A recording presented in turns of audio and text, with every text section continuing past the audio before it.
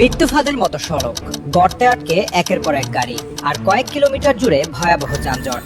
নারায়ণগঞ্জের রূপগঞ্জে Asian highway সড়কের কাঞ্চন সেতুর পশ্চিম পাশ থেকে গাজীপুরের গোলান পর্যন্ত এখন যেন এক দুর্ভোগের নাম। শনিবার সকালে দেখা যায় কাঞ্চন সেতুতে ওঠার সড়কের বিভিন্ন স্থানে সৃষ্টি হয়েছে বড় বড় গর্ত এবং গভীর খানাখন্দ। টানা কয়েকদিনের বৃষ্টিতে সড়কের অবস্থা আরো বিপজ্জনক হয়ে উঠেছে। এর সঙ্গে যোগ হয়েছে চলমান সংস্কার কাজ, ফলে স্বাভাবিক যান চলাচল প্রায় বন্ধ হয়ে পড়েছে। গাজীপুর থেকে চট্টগ্রাম সহ দেশের বিভিন্ন জেলাগামী পণ্যবাহী ট্রাক ও দূরপাল্লার যানবাহন গর্তে আটকে বিকল হয়ে পড়ছে, ফলে সৃষ্টি হয়েছে কয়েক কিলোমিটার দীর্ঘ যানজট। ঘন্টার পর ঘন্টা সড়কে আটকে থেকে চরম ভোগান্তিতে পড়েছেন চালক ও যাত্রীরা। অনেকে বলছেন এই সড়ক এখন চলাচলের নয়, যেন ঝুঁকিপূর্ণ এক ফাঁদ। ভুক্তভোগীরা দ্রুত সড়ক সংস্কার কাজ শেষ করে পরিস্থিতি স্বাভাবিক করার দাবি জানিয়েছেন।